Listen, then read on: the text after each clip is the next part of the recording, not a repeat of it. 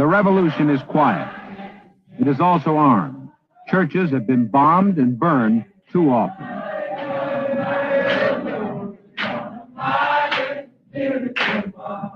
Thank you very much. We don't believe in black power. That's the wrong word. That's a dirty word. But we believe in, it just happened that we have what? We just happen to accidentally have population power. And we're here because we're concerned about getting a share that's going to be fair and square with all of the citizens. Charles Evers is the NAACP field director in Mississippi. The man who had the job before him was his brother, Medgar, killed in an ambush in the summer of 1963. We're here to serve notice on all of those who have been so brutal to us in the past, that your day is gone. Because here in Jefferson County, we outnumber you any way you come. We got you outnumbered physically, we got you outnumbered mentally, we got you outnumbered economically, and about to outnumber you politically. We've got to vote right, walk right, and talk right, and let America know that we're not going to let nobody turn us around. Start off with, let them know that we're going to take down that old Confederate statue we got standing down there. We're going to put a statue of a man who lived and died for all Americans. Somebody like maybe George Washington, or maybe Medgar Evers, or somebody who died that all men may be free.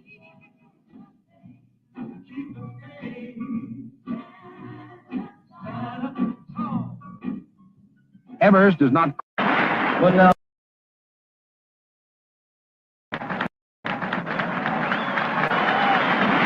now some white youth are hung up with democracy because they're deluded and they think there really is such a thing as democracy in this country. And so they begin to stop the war on questions of morality, that it ain't right to kill. Now that's a lot of junk. It's not either right or wrong to kill. Killing is. The question is, who has the power to kill? That's all. A policeman in a black community is a licensed killer. He's a licensed killer. A black man attacking a policeman is a rioter. Yeah. That's because the black man don't have the license to kill. But when I die, I'm going to die with my boots on, and it's going to be in this country. And it's going to be fighting for what I know is right, the liberation of black people. Nothing else. Nothing else. And what we're going to say across this country, from Muhammad Ali to the little black boy in Cardozo High School, hell no, we won't go.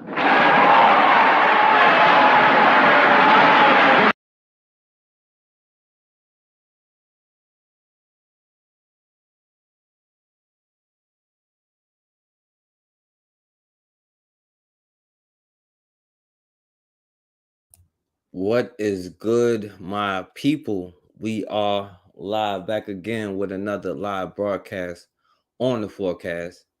What's going on? Shouts out to Matron in the building. Make sure y'all subscribe to Matron channel. That was an excellent reading. I'm learning a lot from that, you know. I know I learned a lot. And you know, great job. So I appreciate that Matron is back in the building. My brother Black Magus, you got ripped off. Shouts out to my brother. You know what I'm saying? Hope everything is all good, you know.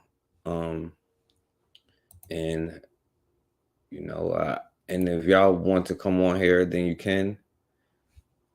But I don't plan on being on here too long. And I'm not even gonna talk about nothing like serious. I wanted to say something else, but it's like, yo, we are like really, really goofy, and I didn't want to say nothing negative or nothing like that. So I'm gonna just show something that I thought was interesting, I guess, you know, or a quote, and you know, it's one thing that I wanted to show that you know, get y'all opinion on, you know. But like I said, if not, y'all welcome to come on here. Just say drop the link or something, or I'll put the link in there, and y'all welcome to come on here. Matter of fact, let me go ahead and do that so I don't have to stop when I'm doing it, and I'll just keep eye on it. But yeah, we're not going to go all over the place, and we're not going to be on here super late. So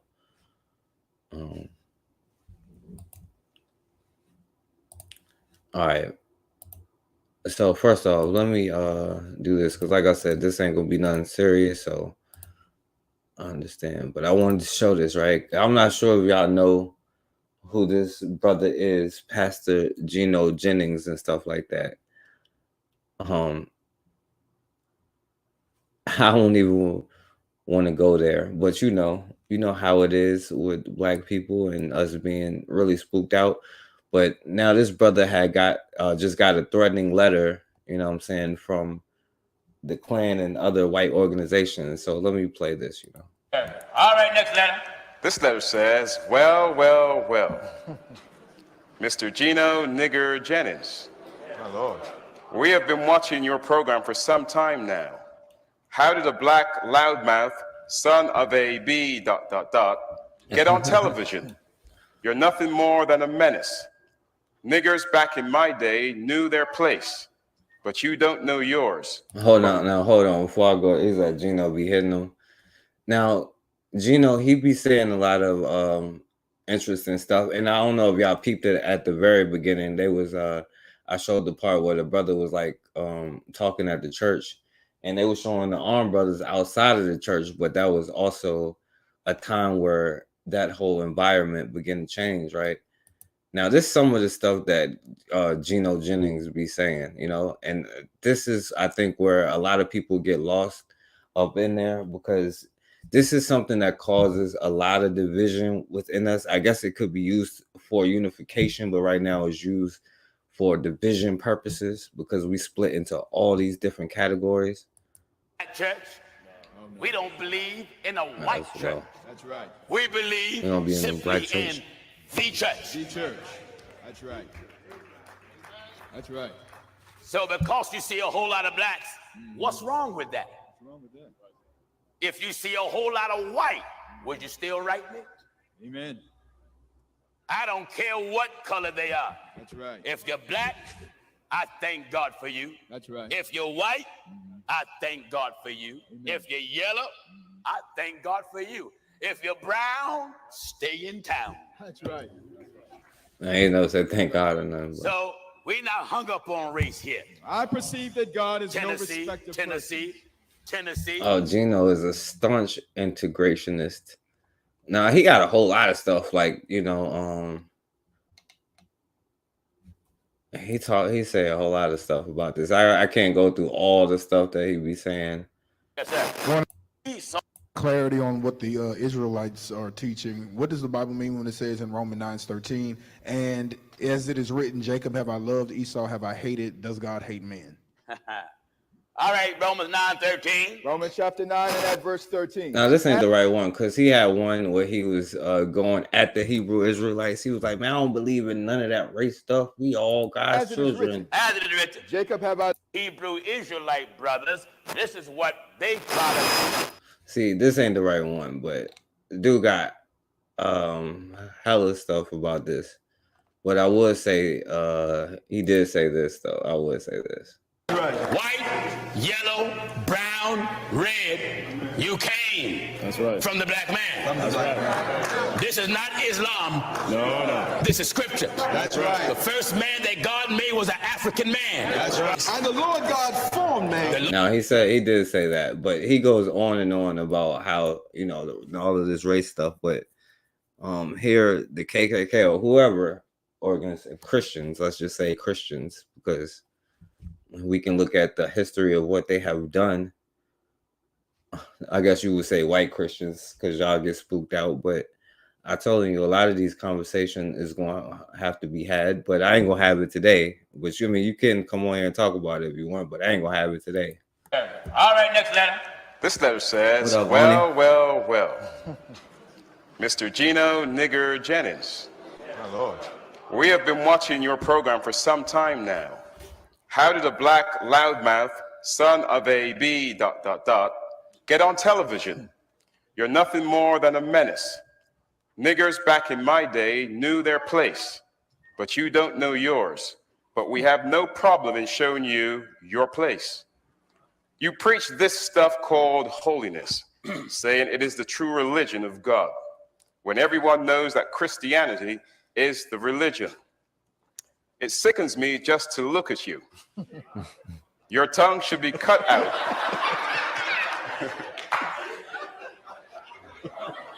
I just want to sick him a little more.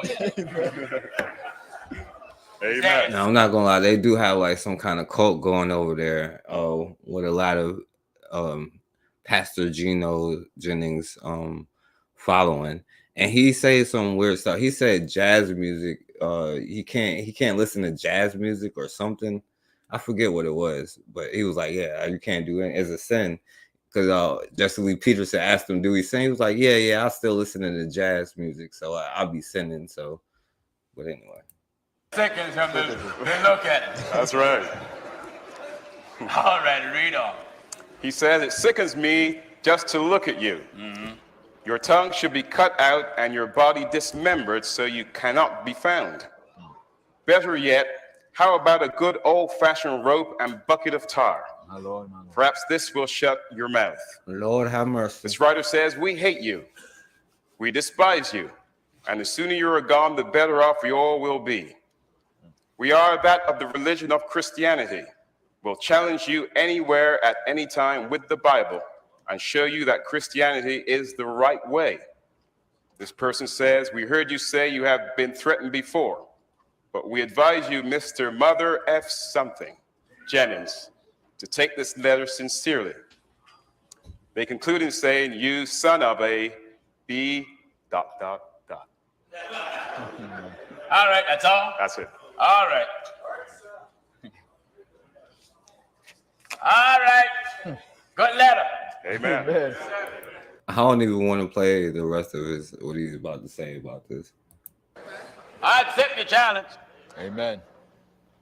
You want to challenge holiness anywhere in America?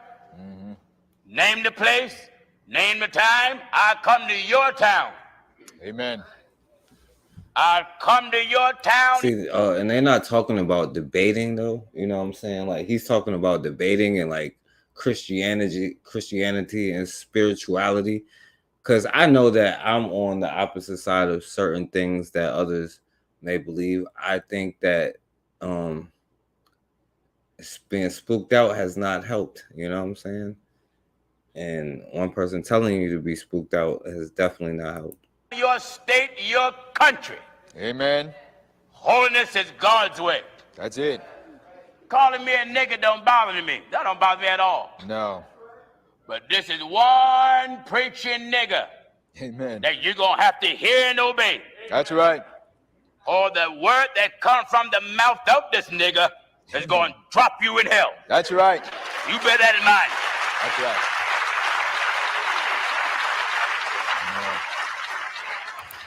One come with words, one come with actions, right? The wicked worketh a deceitful work, but to him that soweth righteousness shall be a sure reward. You know what I'm saying? But the problem is, like, you can't sow stuff while you're talking about it. You know what I'm saying? But you have already been placed in this hell that you speak of.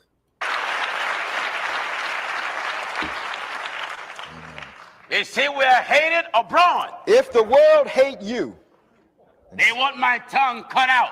amen. You see the address of the church that come up on the screen? Yeah. Not only that, you see it's advertised where we are at in many parts of America. It's I can't play even this whole thing, advertised so- where we're at in foreign countries. Amen. We're not ducking. You can Amen. find my tongue. I say that because it can be a black person writing in the white manner. That's right. Oh man, so now it's a Let me just say this to all of you. Now, this person, if they are white, and the reason why I say that, because it can be a black person writing in the white manner That's right. to make you think it's a white person. Amen. So because I'm called a nigger, that is not the opinion of all white people that watch this program. That's right. I have white brothers and I have white sisters that love this program Amen. what is this, Cornell West? Like what the and love it and respect it and desire to follow it and obey it. But to you that are haters of truth, regardless of what sick color you are, Amen. All you got to do is come wherever Pastor Geno Jennings is. That's right. Anywhere in America. That's right. And I take holiness and knock your fanny in the sand. Amen. Wait, hold on. We're supposed to be talking about forgiveness and love, you know what I'm saying? Now, see, I get it, but you know, one thing that, like, I don't know, man, maybe we just like too goofy to do this, you know. All I'm saying is, you know, the churches and stuff is not like what they used to be. I guess I'm trying to pick my words out too. But you know, it is what it is, you know what I'm saying? But, you know, speaking from this, we got to forgive everybody and to love everybody, or as I'm just messing with him, but as he would say, love is love, you know what I'm saying? I don't know, man. I don't know what's going on inside the churches these days, matron. You want war? Go ahead. Go ahead. Then we'll bring war to you. Bring war. That's right. Don't say this man talking about war. He's crazy. Nobody walk with God without war. Amen. The apostles were Nobody walk without. Nobody walk with. nobody walk with God without war. Amen. Nobody walk to God without war. You know what I'm saying? But anyway, I guess I could keep playing it, but I'm not, man. I just thought that was interesting because, you know, good old Geno Jennings, he always is, you know what I'm saying, on that.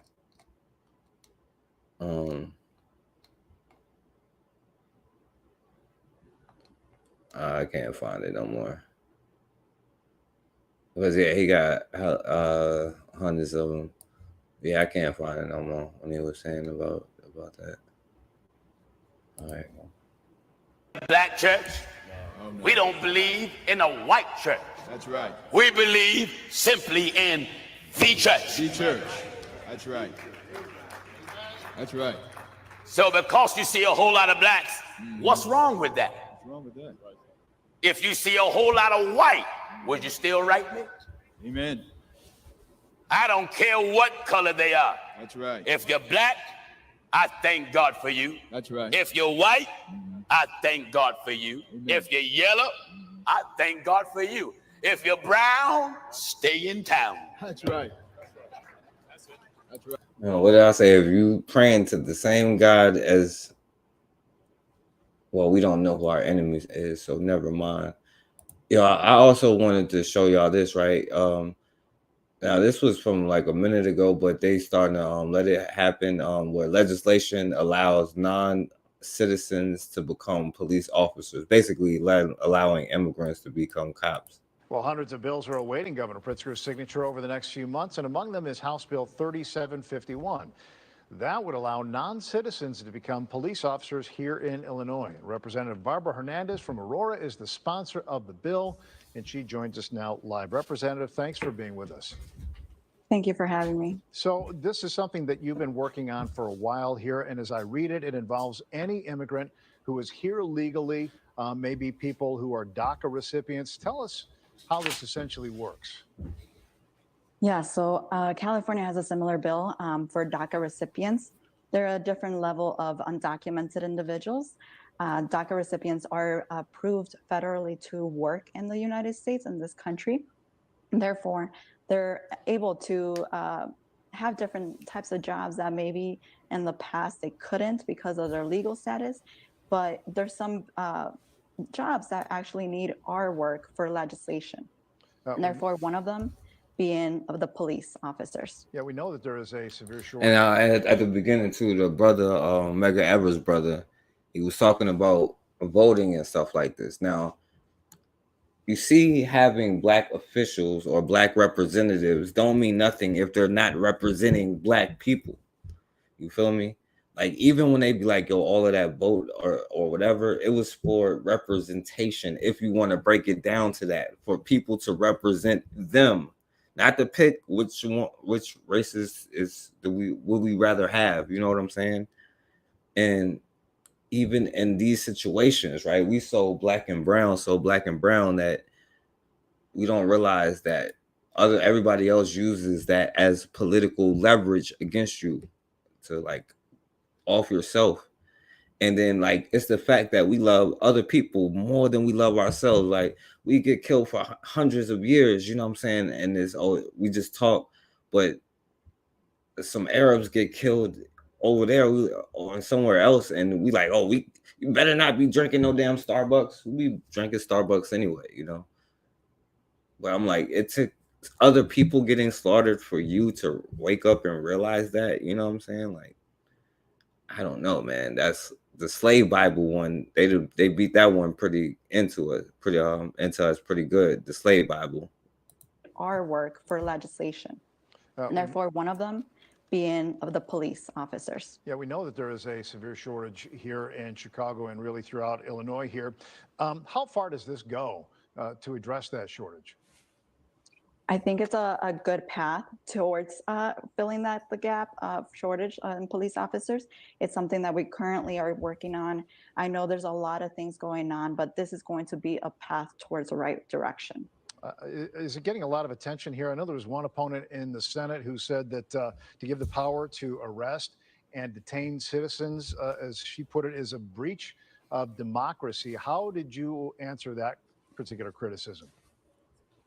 Well, I think it's something that a lot of people need to educate themselves on, not only, like I said, of Illinois, and hopefully help with those shortages as we talked about. I mentioned that, Senator, the Illinois Association of Chiefs of Police was against it at first, but I understand some tweaks. And the thing is, it's not just going to be like Hispanics. It's going to be Ukrainians. It's going to be shysters. It's going to be you know, Palestine, the Arabs, you know what I'm saying? It's going to be all of them who is becoming the police, especially in your neighborhoods and stuff like that. In the term DACA, allow and making sure that we're specifying who is actually going to be able to apply. Like I said, it's not non-citizens, but it's DACA recipients and permanent residents.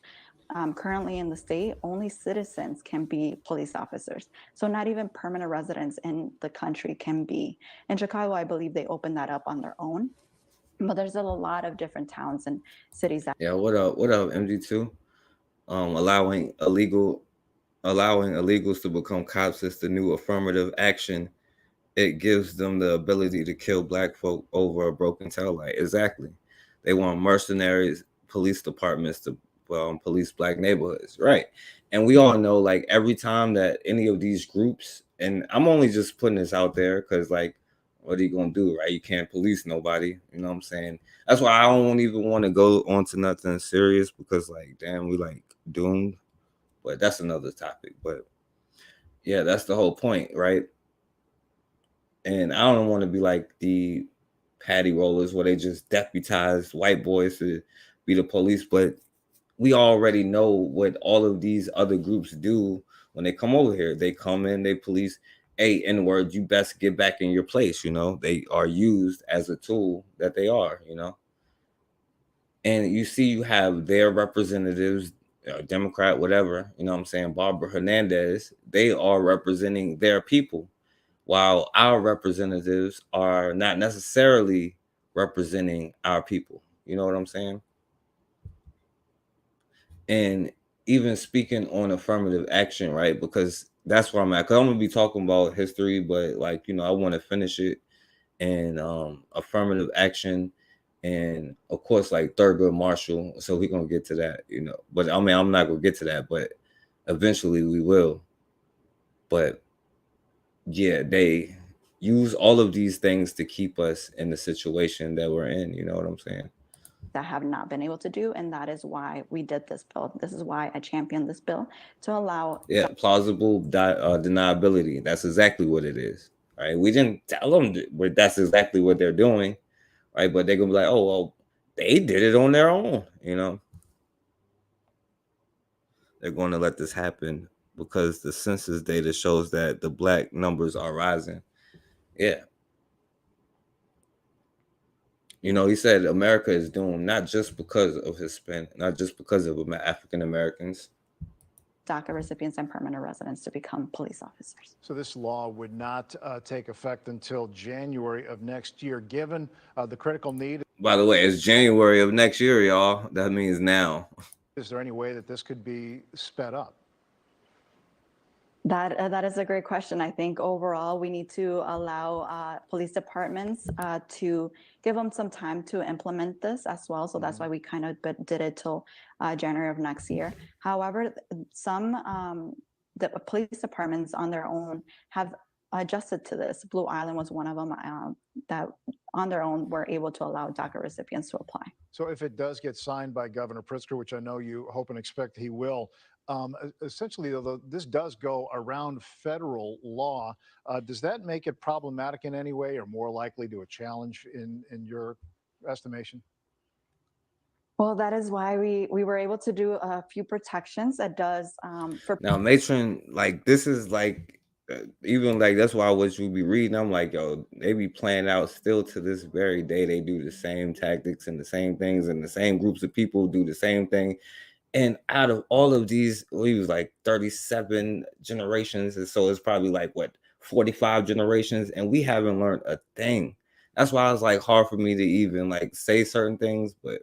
For permanent residents, they'll be able to apply automatically as soon as they can if they want to seek a job in the police department. For DACA recipients, because there is some gun concern issue, it would have to be coming from the federal government to apply that. And I know we're not the only state doing this. There's going to be other states as well that have already adopted this, and they're having some issues. Oh, yeah. So, yeah, well, next time you get pulled over, like, they probably have some kind of accent or something, you know what I'm saying? A Ukrainian accent or a Spanish accent or something. But black and brown, right? You know what I'm saying? And yeah, y'all can definitely come on here and say something if I want to.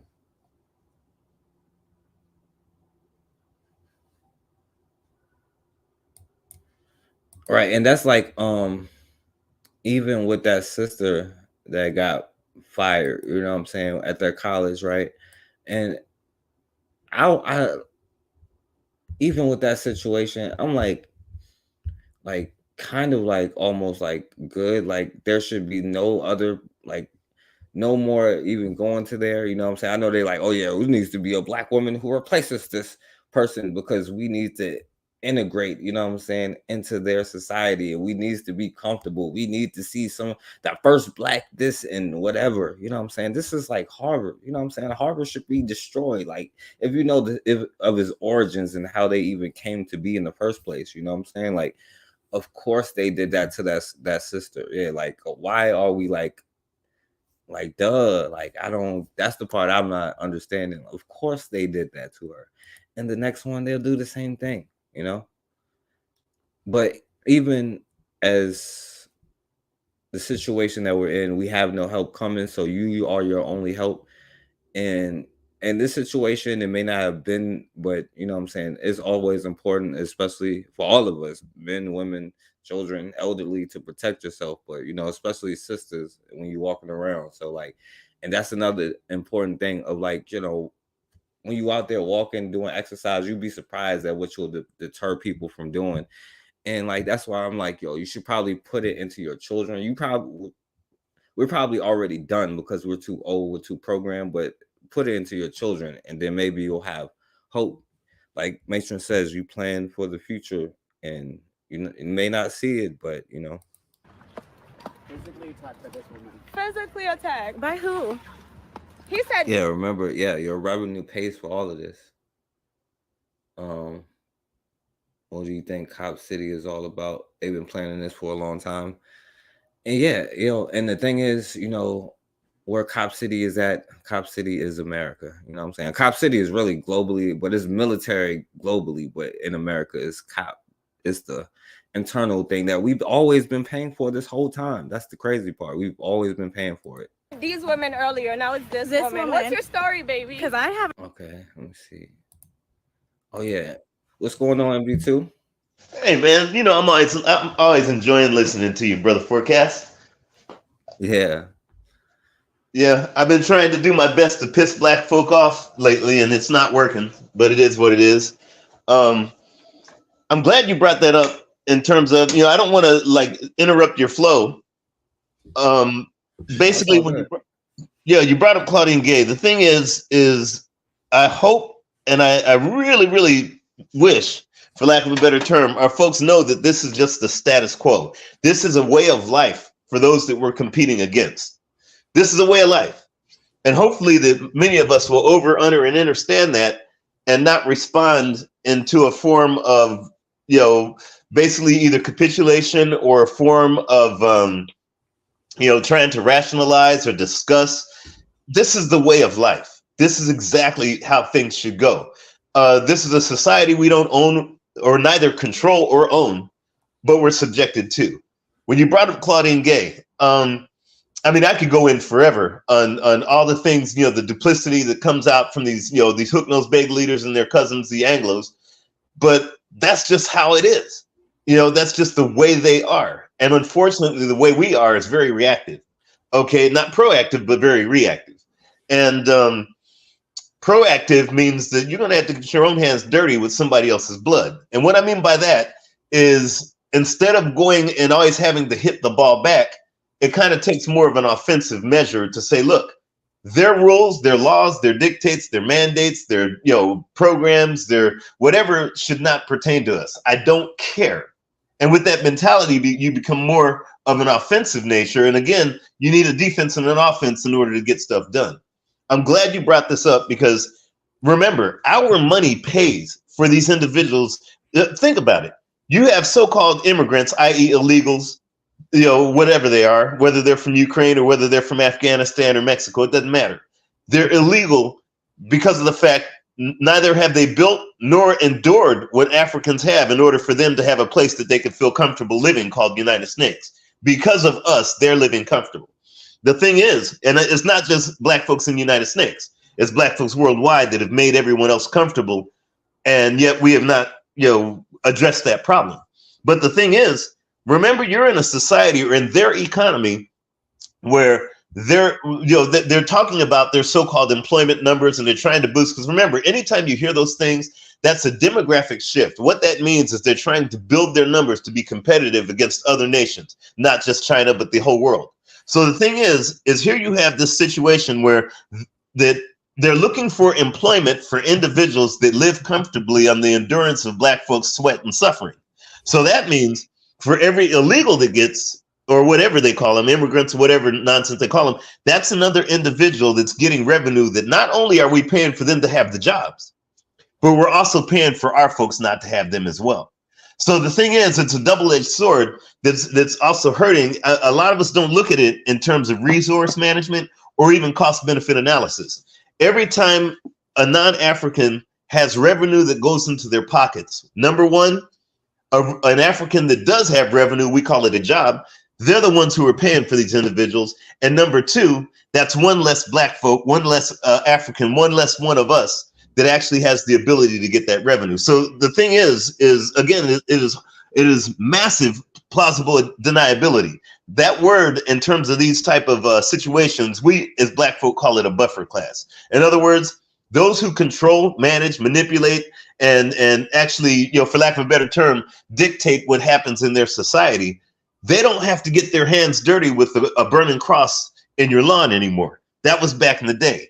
Nowadays, with this quote unquote buffer class, i.e. quote unquote plausible deniability, they'll just get some Ukrainians, some Afghans, some East Indians, some Vietnamese, and anyone else to do their bidding for them. And the bad thing is they get paid, and then they all of a sudden rise within that economic structure called a middle class. Why? I walk outside and continue to see black folks living under tents. I'll pass the mic there, Brother Forecast. Yeah, and it was one thing that I didn't even want to talk about on here, so I didn't even show it or nothing. It was a sister who is homeless, and she has a little kid, and she was asking for help. Meanwhile, like you said, like all of our resources is going to fund other people, fund wars, and it's always been this way. You know what I'm saying? Like, and back then, black people used to be like, oh. Today I disagree, but I give them a pass because it was 200 years ago. They'd be like, no taxation, because black people started saying that to them, like, yo, no, you're not taxing us if we're not able to do X, Y, and Z. You know what I'm saying? Now, today I'm like, yo, forget that. You're not taxing us, period. You know what I'm saying? But even back then, they had common sense enough to be like, yo, you're not just taking our tax money and just using it against us like this. And they was willing to set stuff on fire or shoot or kill or do whatever, Exactly. It's a common solution there, Brother Forecast. A lot of us, because of our reactive nature, because we romanticize things instead of directly addressing the 800-pound gorilla in the room. Bottom line is, if you're at war for any aspect of your survival, the only rules that matter are the rules of self-preservation for that survival. Black folks, Africans, whatever we call ourselves, are definitely in a war for self-preservation. It's not just Claudine Gay. It's not just the insidiousness of them, with this buffer class mentality, plausible deniability. It's not just the foods that are coming in where we have what are called food deserts. It's not just getting so-called vaccines in the folks that'll kill them or make them sterile. Unfortunately, we're subjected to. This is a war that we constantly deny for either through cowardice, through fear, through self-hate, through diversion, through ineptitude, through apathy, through whatever it is. This is a war that unfortunately is on our doorstep that many of us are either, one of those reasons and many other that we actually don't want to, face. And sooner or later, you're going to have to face, it's there. You're facing it every time you walk out the door. And I see it. I'm glad you brought up with the sister that's homeless. It's just, I look at these things and I say, it's in one sense, it's kind of frightening. In one sense, it's kind of saddening, but in another sense, it's kind of a way of accepting the reality that, hey, if you continue to follow someone else's rules that they establish for you to live by so they can conquer you, then therefore, I have no sympathy for the individuals that continue to do it. I'll go ahead and pass the mic, Brother Forecast. Yeah, and unfortunately, it may take like them, because I can't say an act of war, because like what has been like the last 2,000 years or however many years it's been, but it would probably take a literal act of like, yo, we're going to try to exterminate them, and then go on the street for us to be like, oh snap, we better do something. It might have to get that far, probably will, but Black Megas, yeah, my bad. What's that? Raw gonna give me a child, not kid. Matrix said all the honorary whites are getting an economic bump, and we're going to pay for it with our black tax dollars. My brother Anthony is in the building. Shouts out to my brother Anthony. And I was going to show something else too, MG2. Let me show you this. I haven't touched anybody. Oh really? I've never touched you. You were recording. I'm sorry. This white dude just following That's these funny, sisters. Your video is gonna be a bunch of right? lies. White people love to lie on black women. White people, literally, this dude left his apartment. He left. I'm racist. Black. No, he was like, she's racist, and she got offended when he called her a racist because this white boy is following them. You know what I'm saying?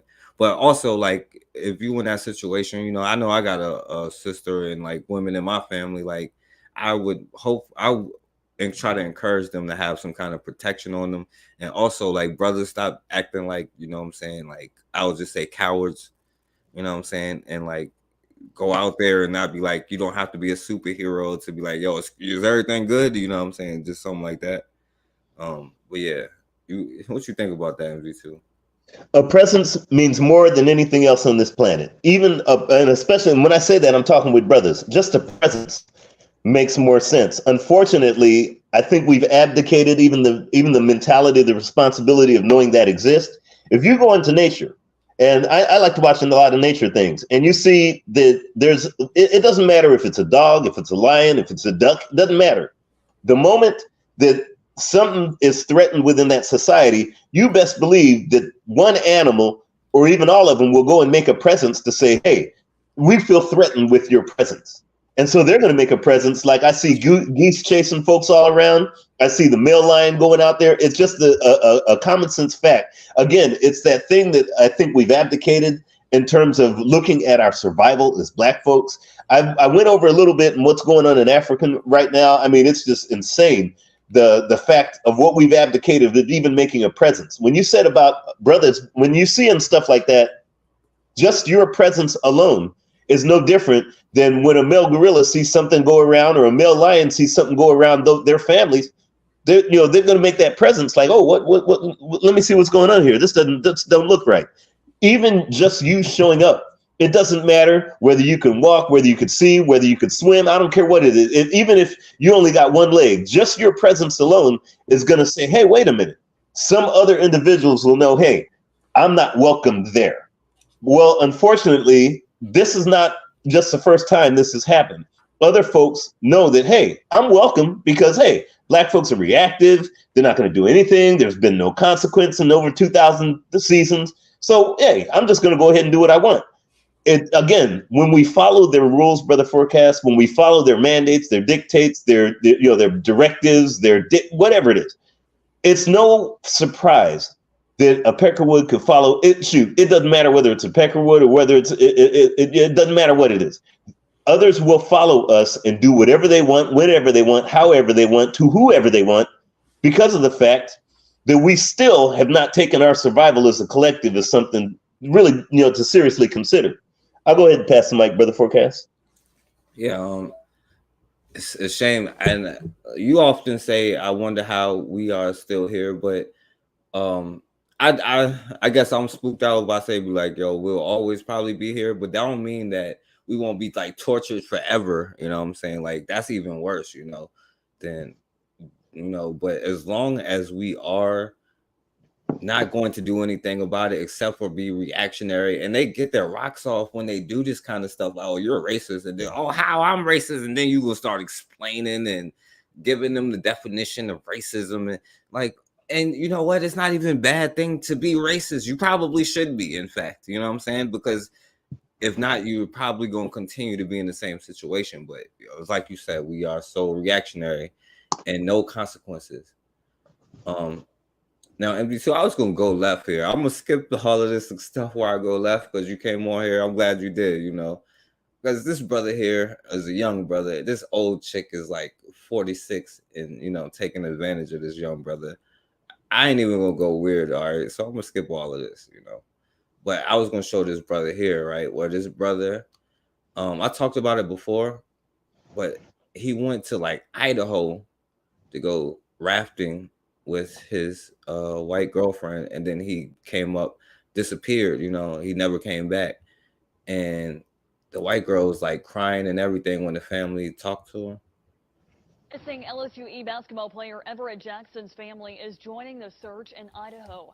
Officials say he went missing Saturday after falling off a raft in the Payette River. This is a video from the family of Everett's Snapchat. The family says he went tubing with his girlfriend. Unfortunately, his girlfriend told family members the water was too strong and caused him to fall off his tube. It hurt so bad because she visited him and we sent her back home safe to her family. And we couldn't get the same favor in return. That was crazy. You listen to what she said, her sister. It's crazy because she visited us and we sent her safe and sound to her family, and we couldn't get the same thing in return. Sent her back home safe to her family, and we couldn't get the same favor in return. You said he got out right here. This way y'all tried to get out, right? This is private land. Oh, but you didn't tell us that was private land yesterday whenever we were out here. And she just said that y'all tried to get out. He tried to get out right here. Yeah, shake your head. It's fine. Yesterday, so we're trying to see what. I didn't do anything. We're just trying to find our brother. You're not. Yeah. Now they found this brother in the river. You know what I'm saying? Like almost similar to some Emmett Till stuff. Not that I don't know if he got beat or nothing, but he came up on the river. If you know the story, later, and just watch how she faked crying. Eat you alive, my baby. That's guilt, you, but okay. No tears. Narrative. Thank you. Gonna eat you alive, baby. I can't wait to get a sack of potatoes. Yep, let's go.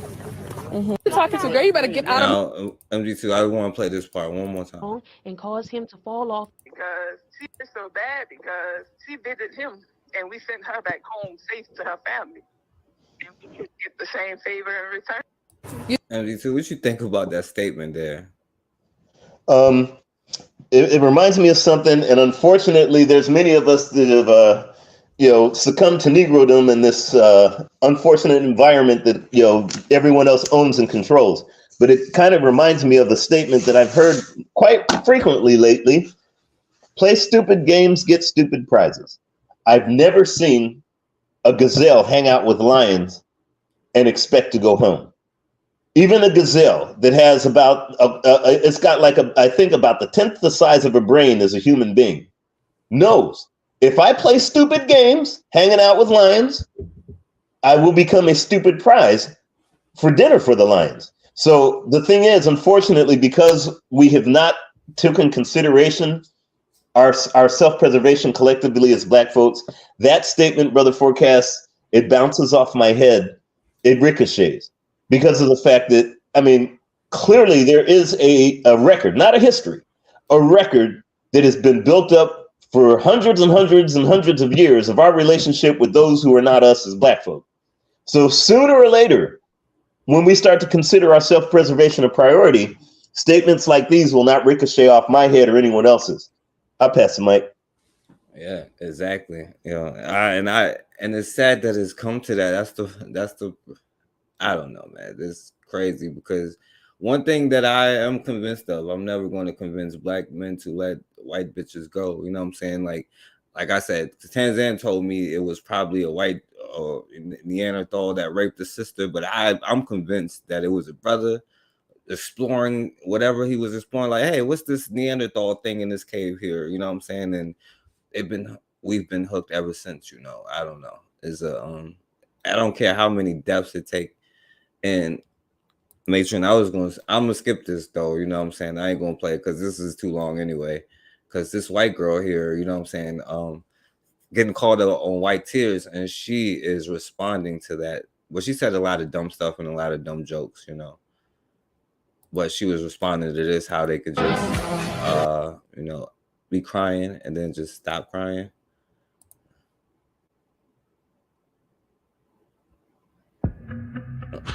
Like they could just stop crying and stuff like that. But MG2, do you have anything to say about that? Because yeah, I don't. I'm not white, so I don't know their psychopathy. I just know the effects of it because I see it every day in the world that I see that they're unfortunately managing. I see their sociopathic nature, so it's not like I want to get into their minds because I don't want a chimpanzee or gorilla. I don't necessarily want them, to analyze why they do what they do. It would be no different than me trying to analyze the psychopathic nature of the two-legged chimps called peckerwoods to try to see what they do. It's a waste of time, actually, to try to figure out why they do, why they're crying, turning it on, off, or whatever. It's no different than me going to a zoo and trying to find out what a lizard or a gorilla is doing. It's, that's just their nature. And so I understand. Again, I'm more affected or I'm more interested in changing, unfortunately, the result of their being, for lack of a better term, because I look at the world in the shape it's in. I look at African people in the shape it's in, and that is the result of these individuals. I don't care why they turn off tears and whatever. I just know that the result of whatever they do is very detrimental to us and the globe at large.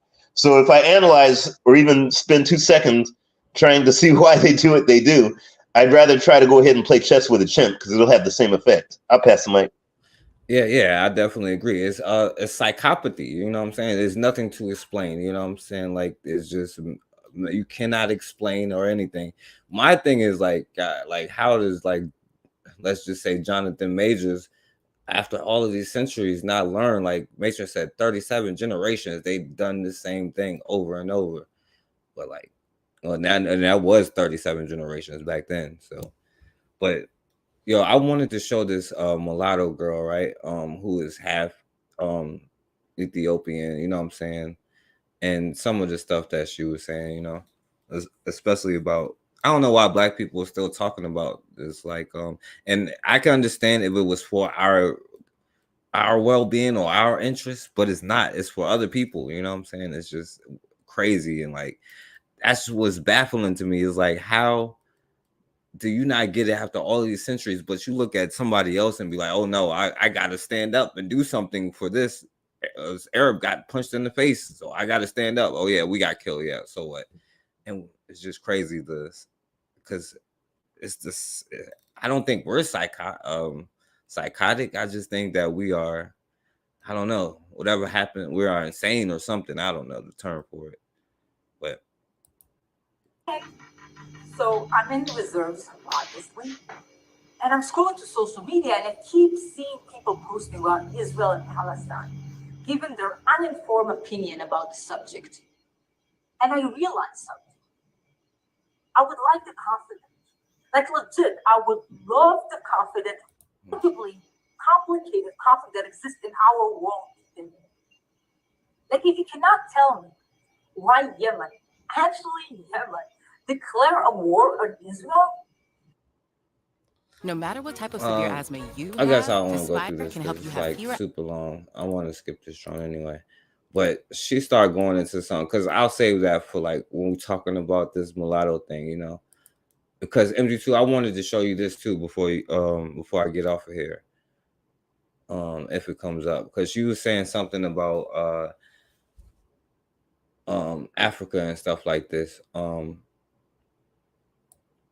I wanted to show you, like, first of all, like, look at this channel here. This dude, like, this white South African. Decolonize our education system, because according to him, it's like sort of too white, and you know we can't have that in Africa. It's imperative that we decolonize it. I was under the impression we did already long ago. With all the different universities around how roads must fall and all the other bullshit they come up with. But you know what else we also saw? Remember the hashtag science must fall. So I'm pretty sure we already decolonized the shit out of the education system. Yeah, so he bemoaned like the Eurocentric model of education, which I think is the sort of only model of education, because education is a Western concept. The first schools and teachers and mentors were sort of Christian Catholic priests for a long period of time. And then it became standardized, especially in Germany in the 19th century.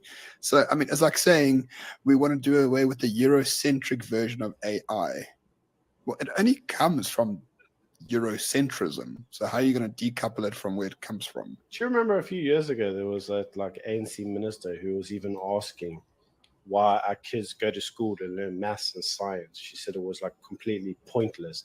And what we should actually be doing is they should be like going to school and learning like agriculture and farming, because obviously that's the end thing in South Africa. That's what everybody wants to do, right? They want to grow up like raising chickens and some goats and cows.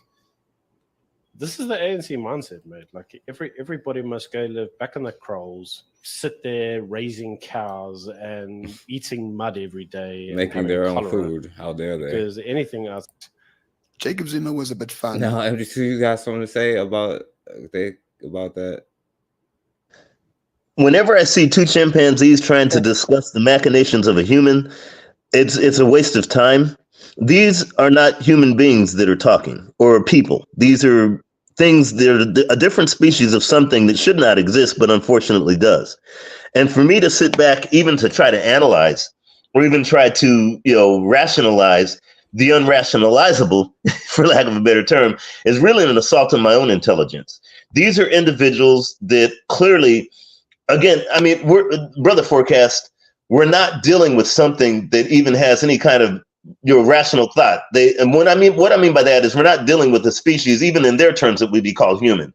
I don't know how they got here. I don't know why they're here, but I know that the planet is really in a very perilous position because of individuals like this exist. And for us to rationalize this or even try to discuss this is like you and I trying to discuss why a squirrel is doing what it's doing, why we're spending all our time trying to figure out what that squirrel is doing. That's the nature, or it's like that one song, the brother did the song, The Nature of the Beast.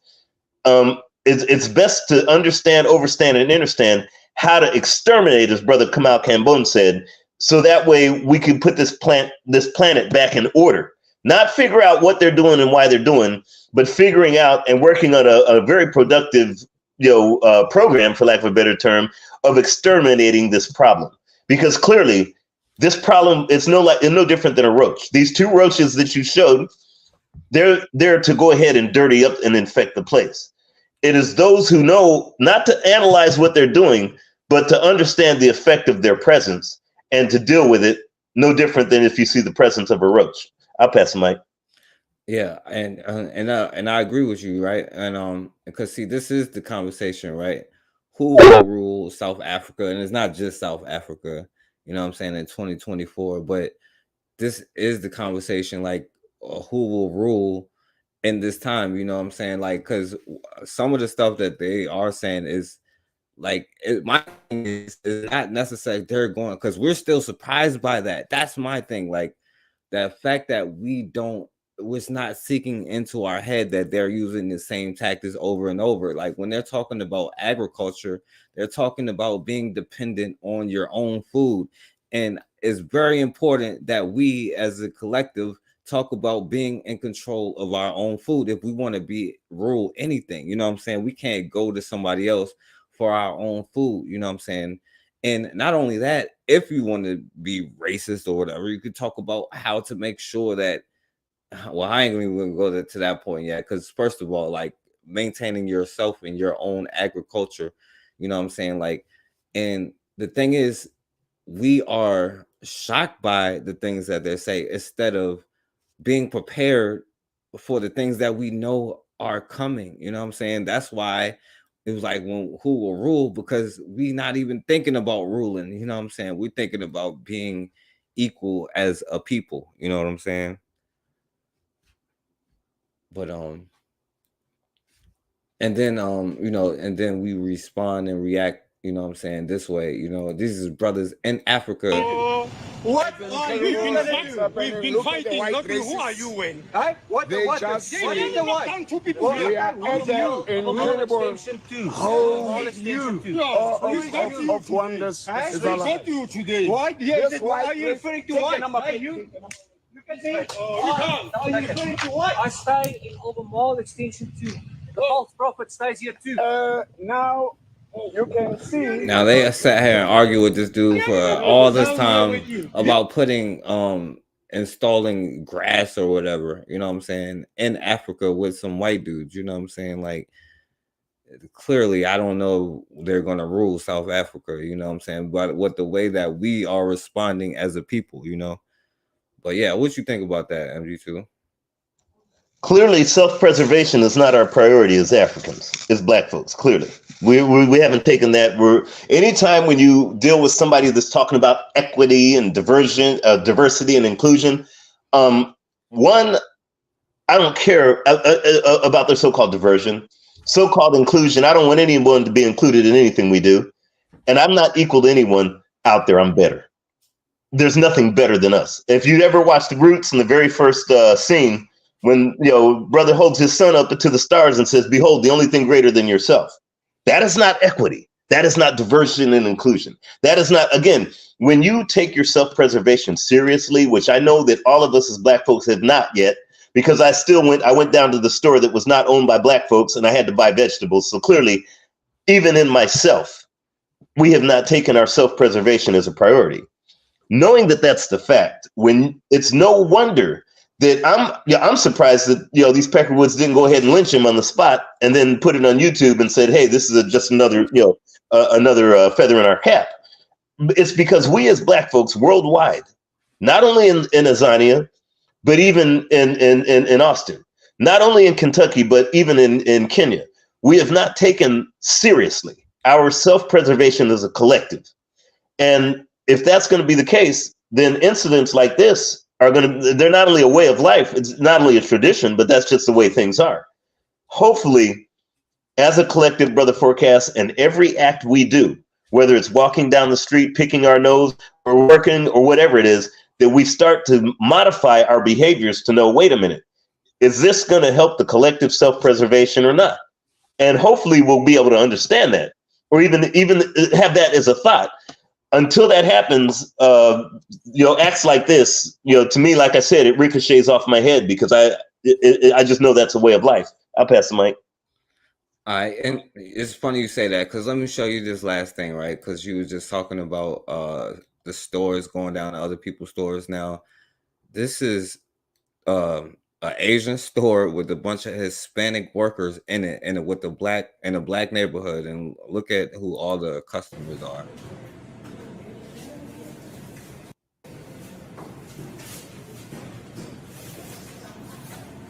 All the customers, everybody who's spending money is black. Everybody who's making money is not black. Particular men come back.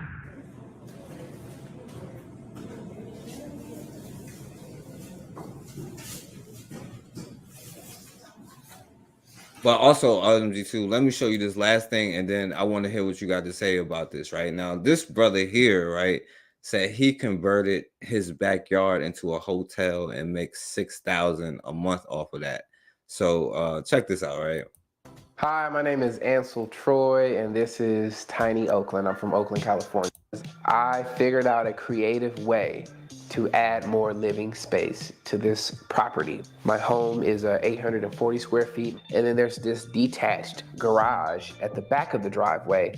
And then the tiny house on wheels craze, if you will, started to pop off, and I got very curious. I went out and bought my first tiny house, and that's how the tiny house journey got started. When I bought the tiny house in 2017, I didn't think people would actually come to this area in Oakland. And even though me and my neighbors are, hardworking people, Oakland has a reputation for being a dangerous place. I didn't think that people would want to come here. So when I listed it on Airbnb, it was kind of like a test run. And then when I got my first booking, I was like, oh. And then number two, I was like, oh, okay, I think we got something here. I was able to generate additional income knowing that the ROI would be amazing because I had already purchased one, business was booming. I could add another one to the mix, and I had the space for it. So I said, all right, we're gonna do it again. Pushed one tiny house back and went out, and I got the new one. I'm making $6,000 a month off of the tiny houses, give or take. My bills are paid, and I can buy groceries, and I can afford health insurance. So it's actually changed my life so much that it is my primary source of income. All right, so MG2, what do you think about this restaurant here and that brother there? I'll start in reverse. What that brother did, I admire every bit of it because he's enterprising and saying, how can I go ahead and at least have some measure of control over myself and control over my finance or control over what I have to do? Hopefully many of us will do the same thing. Some folks call it a hustle. I call it a brother that's thinking because he says, I can buy groceries and I've got medical care. Hopefully he can expand it and do more. I would love to see him expand his endeavors, not just the tiny house, whatever, but whatever endeavor that he's doing for his life, that he wants to make sure that he has some measure of control over his destiny. Hopefully that'll go viral in our minds as Black folks overall, and we all do the same thing. So hopefully he does that. I don't know him. I just say power to you. Do it. When it comes to that restaurant, that is every restaurant where I live. That is every supermarket where I live, owned by Asians, run by Hispanics. That is basically everywhere where I go, where I'm at.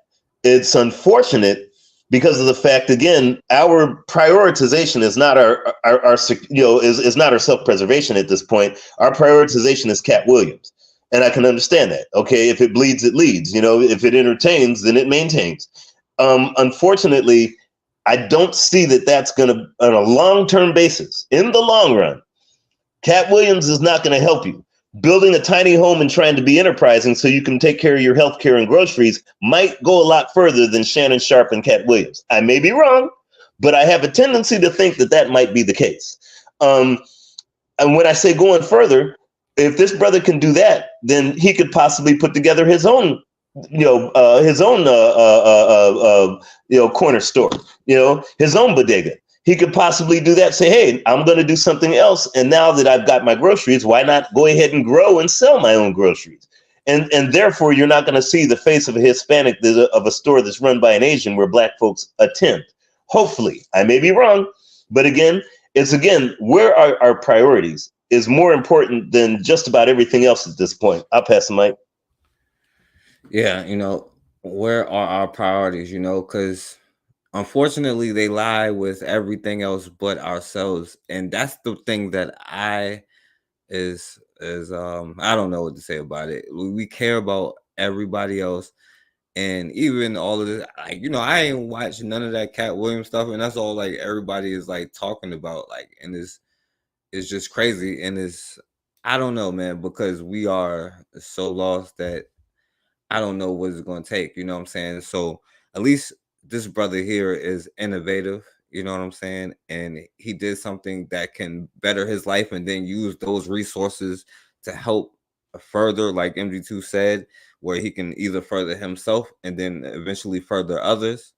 You know what I'm saying? But to number one, and stop, get off of their clock and all of that stuff so you can have your time to do, because our time was never really meant like this for this. It's only a small time in history where we work so hard that we don't even take the time to do the things that we have to do. We get so caught up in like their system with the money because, yeah, we got to eat. You know what I'm saying? That's the importance of agriculture. You know what I'm saying? But we don't have trust in each other to do business with each other. But God forbid a hair on an Arab head get hurt. Now we can boycott Starbucks. You know what I'm saying? It's just, we just lost. You know what I'm saying? That's why we see all of these businesses in our community, because we are the first one to advocate for them, the first one to spend our money with them.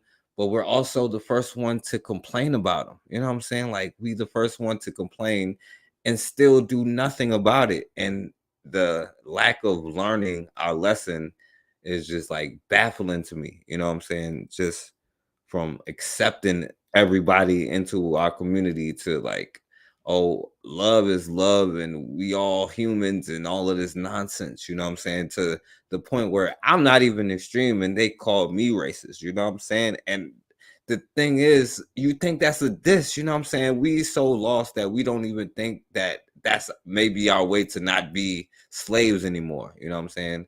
We think that but as long as you continue to be like this, because if I be like, yo, you know, a Palestinian called the police on George Floyd, so let's boycott all the Palestinian stores. You ain't gonna do that, but you're gonna boycott something else for somebody else. It's just, that's what's baffling to me, MG2. Like, our response for generations, millennia, I don't know, centuries, millennia, you know what I'm saying? That's my only thing though, MG2. So yeah, man, you want to say anything else though? Yeah, again, I'm gonna keep beating everyone over the head. It's about your priorities. It's like I said it before, the time that you spend doing stuff for other folks, whether it's a job or whatever, is their time, not yours. It's what do you do in your time? You could tell an individual what they do and who they're about and what their priorities are by what they do when they're not working and when they're not playing. That's who you are. Wherever you're not working, that's who you are. When you're not at play, that's who you are. That's what your priorities are. You could tell where individuals where they spend their time and their energy. On it. Oh yeah, there you go. Go ahead. Yeah, where they spend their time and their energy is exactly who they are. That's the bottom line. And you know, it's about, that tells you where your prioritization is. When you're not at work, what are you doing?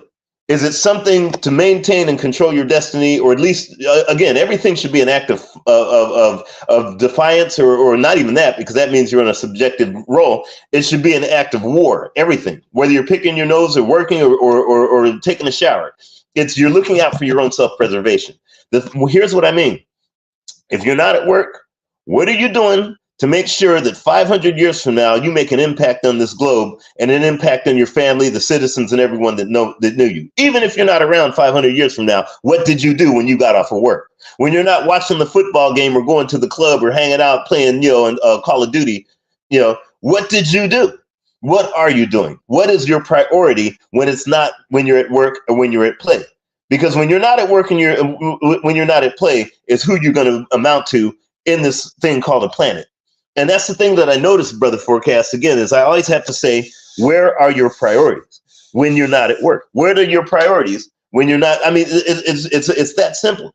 And unfortunately, as a collective, in mass, I see us as Africans, when we're not at work and we're not at play, not doing the things that are very, very serious and, for lack of a better term, very vital for our self-preservation. I'll pass the mic. Yeah, and real quick, before I let Oni go, like Matron was just reading about it, how other groups was planning for 700 some years, hundreds of years, you know what I'm saying, like 700 some years to reclaim, you know what I'm saying, or, you know, try to take the land, you know what I'm saying, from us, or to come back at Black people or Africans, you know. And she was just reading about how other groups plan for generations ahead, like generations and generations, hundreds of years ahead of time. And we don't even plan for tomorrow. And like she said, like planning what you're going to eat for the week, you know what I'm saying, and having it all set up. That's just something small that you can use to like build up your muscle or whatever, you know. But yeah, that's a great point. So Oni, what's going on, my brother? Peace, you already know. Passport bros. Now I'm just I just wanted to shout out to MG2, because you know exactly what he was saying about, you know, we got to start looking at these Wazungu as, if nothing else, a different subspecies. You know, our brother was saying different species. I would say different subspecies, but you know, same, you know, tomato, tomato. But you got to look at them like, wait a second. This is like we do not understand other animals. You know, we don't understand, you know, chimps. We don't understand dogs. We don't understand squirrels. We do not understand other animals. Black people need to get it through our head. You can't understand these people. You just see what they did. You see what they do, and you have to protect yourself. And it really is that simple. A lot of us try to understand them. A lot of us do worse and try to think like them, right? But one, you're never going to think like that, and two, you're wasting your damn time and you're wasting your energy. We have to really focus on protecting ourselves. So I just wanted to shout out the brother before, you know, I but of course I'm up here, so I might as well kick it with y'all too. No, go ahead, say what you want, because I'm about to do the last words and get off here in a minute. So go ahead, say everything you want to say. No, you go ahead. I just wanted to give props to the brother. You know, that's it. Oh, you of course. There, you want me to finish and give you props? I'll give you props too, my man. Hey, straight left me out there, but no, it's all good. What's going on, Icon Fire? Hey, what's going on, my royal people? Respect. All right, respect, my brother. You want me to say a word? Yeah. You all had something to say, because we about to wrap it up after this.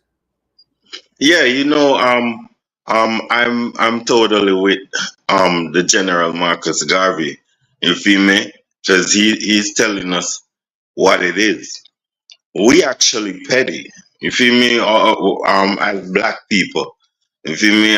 Whether we are American or Caribbean or Africans, we very petty. It's like we hardly see anything big. And it's like we are like, as Black people, like the gazelles of the world. You feel me? And I don't know how we don't run when we see the enemies. You feel me? We all entangled with these people.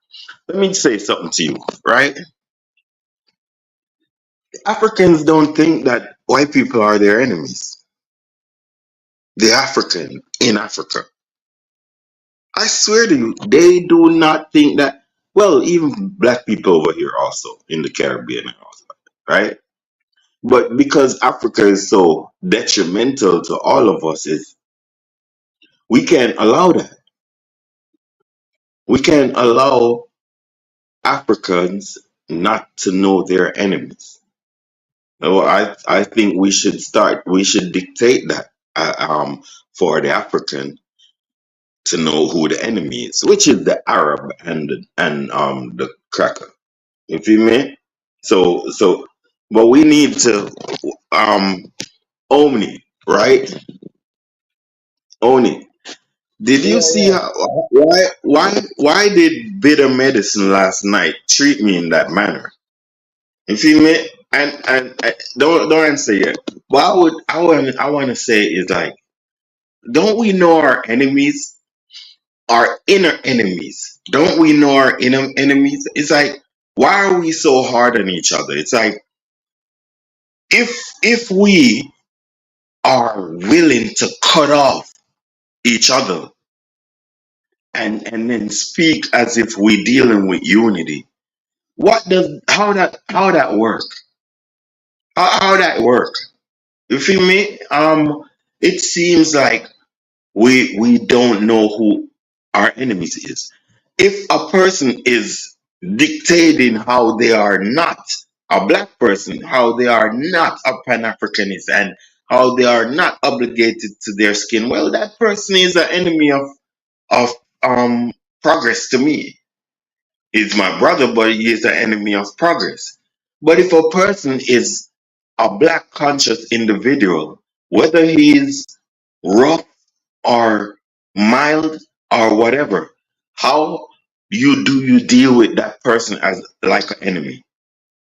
And these are the things that I don't understand with our brothers. How far are we going to go if we don't distinguish what is what? You feel me? And who is who?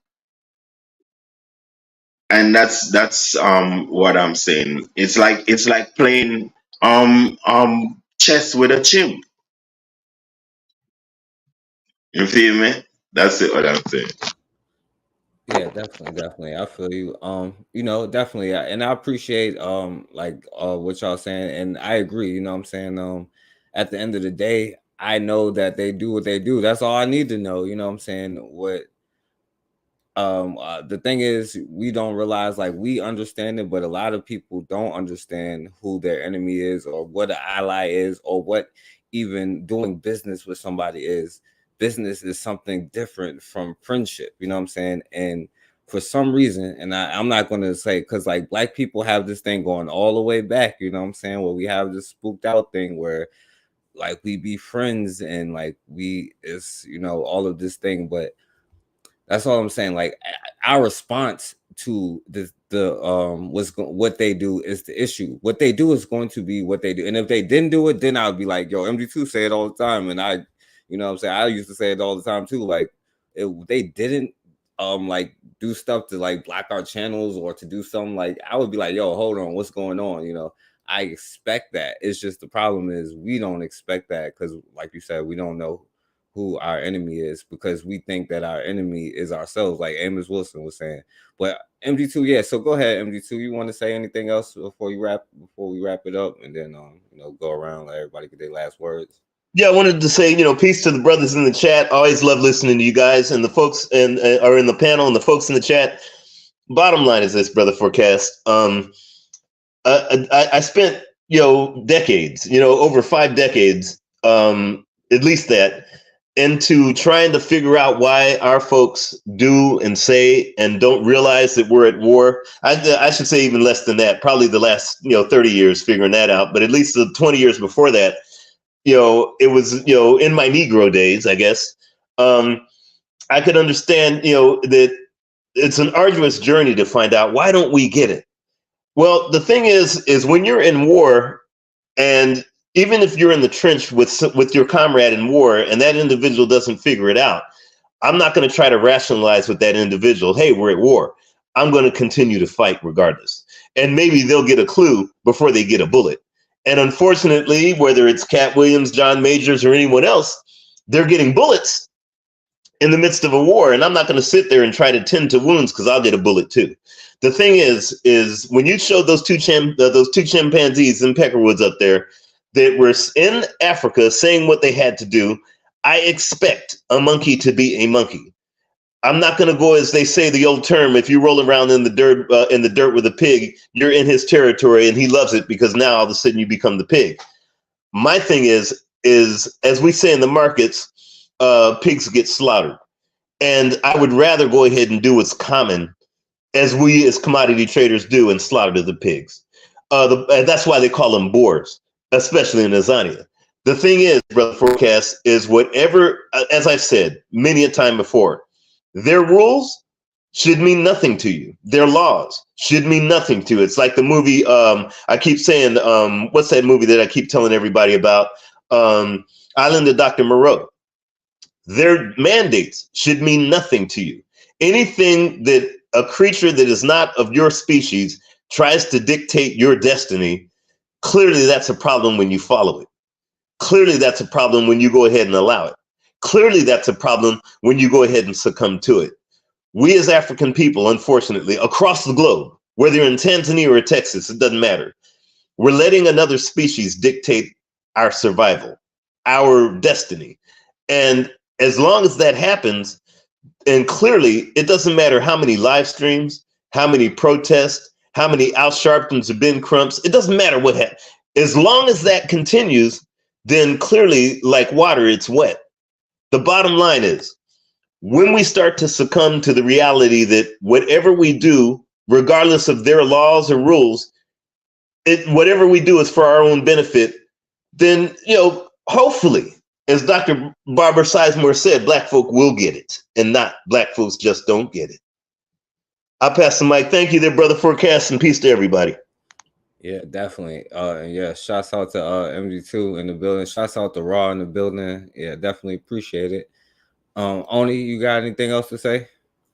But yeah, okay. I mean, I guess I was asked the question. It's just a matter of, everywhere has their own house rules, man. So you just gotta, if you don't follow the house rules, that's it.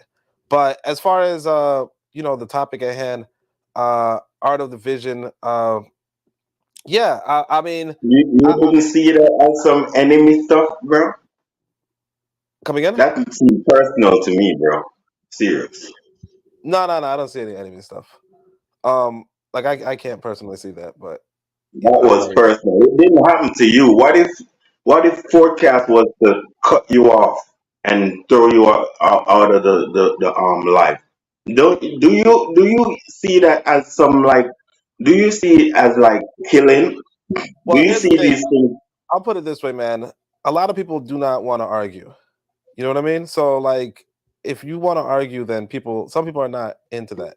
You get what I'm saying? Like back and forth. I wasn't arguing. Yeah. Well, so, because I gotta get off here in a minute, so I'm gonna let only go ahead and finish. Then I'm gonna let Icon Fire. I'm gonna let you say the last words, and then we get off here because I gotta get off here in a minute.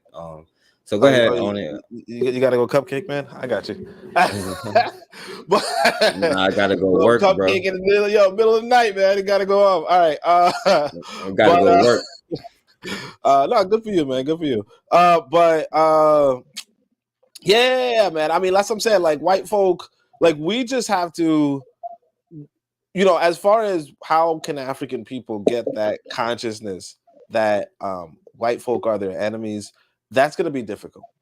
It's going to be difficult, especially because the people who know aren't the people in positions of authority. But what I could say is this: the mentality that Wanzugu's not our enemy, or even the mentality of, let's say, obeisance or obedience to white folk, that's not a universal in Africa, right? It's a lot more widespread in America, but it's not a universal in Africa. And I say this because when I went to Africa, there were remote locations and it was gorgeous. It was beautiful. If you can find a way to, generate a good income while you're there, you'll be free of these white folk. You understand? You'll be free of these white folk because white folk, for what it's worth, they do not have the reach. Like we overestimate them in the West because in the West, they give us everything, they do everything, they're omnipresent in the West, and we kind of think, oh well, they got to be omnipresent around the world. Not even remotely. Africa is huge. Okay, when I was in Tanzania, we were in Dar es Salaam. We had to go to another city. We took 18-hour bus ride. White folk are not penetrating that deep into the interior. There is they have no reason to. They're not doing it. Okay, when you get 18 hours into the interior, it's just gorgeous. Tell you, the skin perfect, black. The women, right? Don't bring sand to the beach. That's all I'm saying. But that's about it. So yeah, there is. I think that African people, when we get serious about repatriation, we get serious about building our own livelihood out there. You guys see the house I built. The house is huge. Okay. And if I get the solar panels, if I can afford it, the solar panels, the thing, it's just gonna be hooked up, fixed up. Then It's gonna we built a house. yeah, of course I So built the house. And that's what I'm saying. That's what you got to do. Like that's the move. And I think a lot of us, unfortunately, we're in the West. We're getting sucked into this, this Wazungu stuff. This, a white man is this, white man's that. You know what? Fuck that noise. Kill that noise. Go in Tanzania. live free. Come again? In Tanzania. Yeah, man. Of course. So how many wives you got? You're gonna have more than one wife? Well, yeah, I was trying to get to it, but the other one was crazy, so I ain't. I'll go down to one. One of them was crazy, so I couldn't even do it. She was gorgeous. Bro, get three wives. Well, like I said, I it's a little tougher than the woman believes in but anyway, I don't want to take a forecast time, but yeah, I feel you. Hey, my last talk forecast. I'm gone now. So you were saying that business is not friendship, but we can change the perspective on business to it's like white people actually do race business. They don't really do. It's like them and black business don't do them and black business. They do them and white business. So same with the Jews. The Jews do Jew business. So it's like the Jews have I think they have a program where they're only allowed to loan Jews to 2%, 2% or 1%. It's something like that, and it's mandatory. You feel me? So what happened is you on another Jew, you getting a loan at 7% and 10% and all that, right? So I think these things we need to take in consideration how we do business. We need to do race friendly business in terms of we only friendly to our race in terms of business.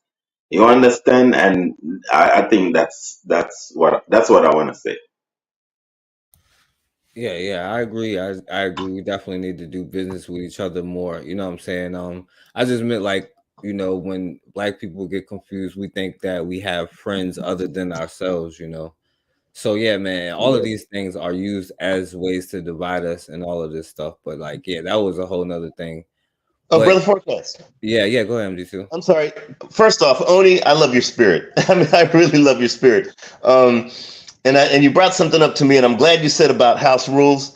I would hope that we stop gambling with our future in someone else's casino one day as Africans. When you brought up Tanzania, I always bring up the commodity conference that would happen there, where Canadians were trying to get fertilizer through Dar es Salaam so they could go ahead, and they've got hectares and hectares of land where they can go into and create inflationary shocks in Rwanda and other places so they could feed rich white Canadians. That was a conference I attended. And unfortunately, it's happened. But anyways, I'm glad that you said that about Tanzania and places there where you can't even, there are no peckerwoods. Let's just hope that we can go ahead and keep that word yet from existing, because wherever we are, I hope that we don't deny that word yet exists. When you say there are no peckerwoods out there, let's just hope that yet isn't there, because knowing our competitors who are different species and the viral quote unquote nature that they have, definitely their track record, don't ask me, just the word America could tell you everything you need to know. Hopefully we could keep that place as pristine as you've seen it, where the tens of hours of the 10 hours that you drove were nothing but us. So hopefully that you and others like ourselves can keep that word yet from never existing when it comes to that beautiful place of Tanzania where you went. I'll go ahead and pass the mic. Yeah, definitely. I agree with that. And yeah, only use like there's no no seasons or something like rainy seasons, but like no seasons as if we know them to be, so yeah, that was and then a couple of other things that you mentioned about it. But what's crazy? All of the most beautiful places that I've been, and this is just places I've been, like, to like black countries, like they be like so beautiful, but the people there be like so poor, and I never put the two together until like I got older and realized it. But like, it's one thing about it, it always is like real nice out there when places where black people be at, you know what I'm saying? So, but yeah, definitely, I appreciate y'all for coming on here. Only you good? Am I good? Of course. What do you mean? Am I good? No, I'm saying if you want to say something else. Oh, okay. Yeah, man, I'm cool. No, I'm good. Thanks, man. Yeah. Thanks for having me. Oh, sorry. I gotta say thanks for having me. Thanks for having me, brother. He's like, yo, you better. I'm like, my mind. All right. Icon Fire went out for here. So yeah, I shouts out to and y'all subscribe to Oni's channel. You know what I'm saying? I know you had a you was going in the other day talking about about that brother who a lot of people talk about. Oh yeah, your best friend, nearly full of. Yeah. And so y'all subscribe to Oni, and y'all subscribe to MD2. Because MD2 drops knowledge, but also gives you information that you need to get. Y'all subscribe to Matron, because even in the book that she was reading, like a lot of the conversations was the same conversation like thousands of years ago, and they was like, even when they were treated, you know what I'm saying, they was just there to set them up, and they slaughtered them, you know what I'm saying, like, in all the times that, you know what I'm saying, we realized what was up. So that's why I do have faith in us, and I think that we can do that, you know what I'm saying? So at the end of the day, I appreciate y'all. So shouts out to Only MD2, shouts out to Raw, shouts out to Considra. Y'all support Considra and everything that she's trying to do, because she's doing business and trying to help people, you know what I'm saying, and like out there doing it for real. Shouts out to my brother Black Megas, you know what I'm saying, in the building. I appreciate you for coming on, my brother, and you can come on anytime that you want, my brother, and talk about, shouts out to my brother Anthony. Shouts out to Erica. Y'all give a shout out to Erica, you know what I'm saying, and Bakari and Koku and everybody else. And I'm going to let this be the last words, y'all.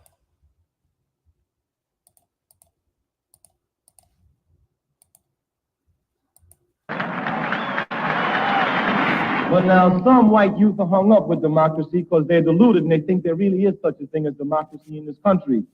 And so they begin to stop the war on questions of morality, that it ain't right to kill. Now that's a lot of junk. It's not either right or wrong to kill. Killing is. The question is, who has the power to kill? That's all. A policeman in a black community is a licensed killer. The licensed killer. A black man attacking a policeman is a rioter. Yeah.